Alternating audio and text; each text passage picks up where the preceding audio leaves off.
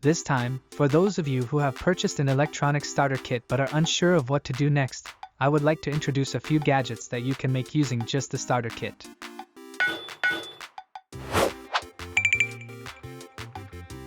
Let's dive into the main topic.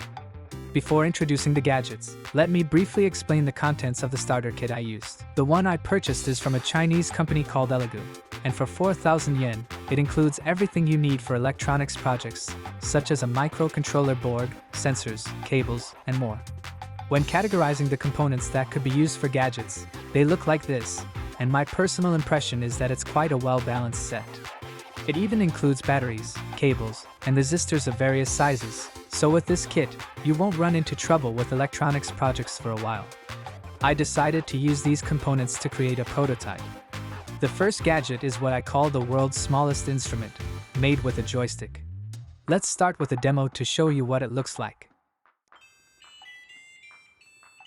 When you move the joystick around like this, it plays the notes of do, re, mi, fa, so, la, ti, do, depending on the position. Let's try playing the frog song.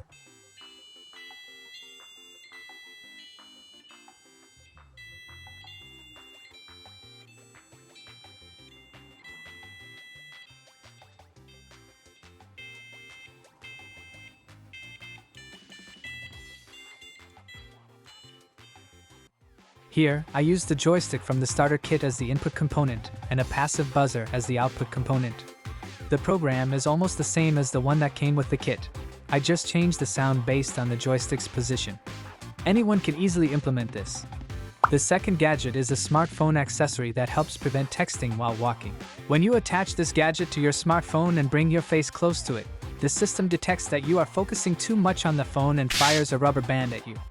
This way, even if you're texting while walking, you can snap out of it before something dangerous happens. For components, I used an ultrasonic sensor for input and a servo motor for output. I also attached it to a Tamiya assembly kit I had on hand to make it look like a smartphone case. Lastly, we have the Master of Maracas.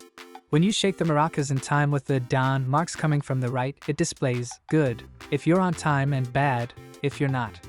Here, I used a ball switch that detects tilting, along with a buzzer and an LCD display.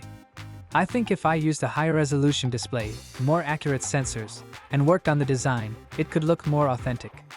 So today, I used only the starter kit I bought from Amazon to make 3 gadgets. In conclusion, after tinkering with and making these, I realized that you can have a lot of fun with just this kit. I encourage everyone to get a kit and try making their own gadgets. Lastly, I have a quick piece of advice for you. As I mentioned earlier, electronics projects are generally based on a flow where you detect information through sensors, process it, and then output it in the form of actions, displays, sounds, or similar outputs. In addition to this, what becomes crucial is your idea. Depending on your idea, even if you use the same electronic components, the purpose or location of their use can change, resulting in entirely different gadgets. This is exactly where the fun of electronics projects lies, so open up a notepad and start brainstorming. If you're not used to this yet, you can try making it like a word game. Randomly pick input and output components and think about what kind of gadget you can make with them. This can be a fun exercise too.